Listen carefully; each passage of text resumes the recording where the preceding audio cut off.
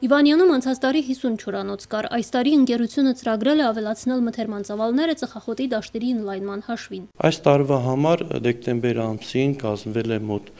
122 հեկտարի պահանջարկ է ներկայացվել եւ եւս 15 հեկտարի այս երկու օրվա ընթացքում ներկայացվեց 137 հեկտարի համար։ Անցած տարի ունեցել ենք 50 չորանոցային խցիկ, այս տարի եւս 25-ը կառուցվում է։ Ընդհանուր չորանոցային խցիկների թիվը կազմելու է 75։ Առայժմ Արցախում մշակում են Վիրջինիա տեսակը, որը չորացման համար հատուկ պայմաններ է պահանջում։ Ընկերությունում պատրաստվում են նաև այնպիսի սորտեր ներմուծել, որոնք այդքան բծախնդիր չեն պայմանների հարցում։ Նաև ունենք հնարավորություն մշակելու Բերլե բուսաբանական տեսակը, որ արդեն ինքը գյուղացին ծխախոտագործը կարող է մշակել եւ չորացնել իր հնարավորությունների սահմաններում, իր բակում, իր չորանոց ստեղծի ինքը կարող կառուցի եւ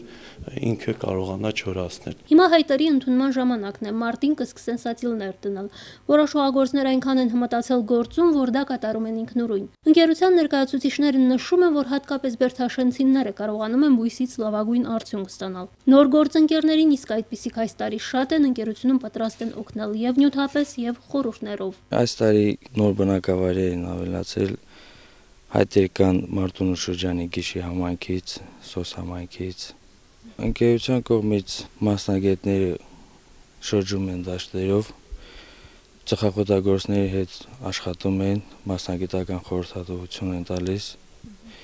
ցանկացած հարցում ծխախոտագործների կողքին։ Խորհուրդների կարիք ծխախոտագործներն իրոք ունեն։ Երբեմն բերքի որակը տուժում է միայն եղանակից ունեցած մտավախության պատճառով, ասում է Մասիստո Բակովի գործադիր տնօրեն։ Ժամանակի շուտ խաղը որակին արդեն հասնում է։ Պետք է ինքը տերևը հասունանա, գույնը տեղը հասնի, նոր կարողանան քաղալ։ Իսկ գյուղացիները մի քիչ շտապելով, մի քիչ վախի մթնոլորտով,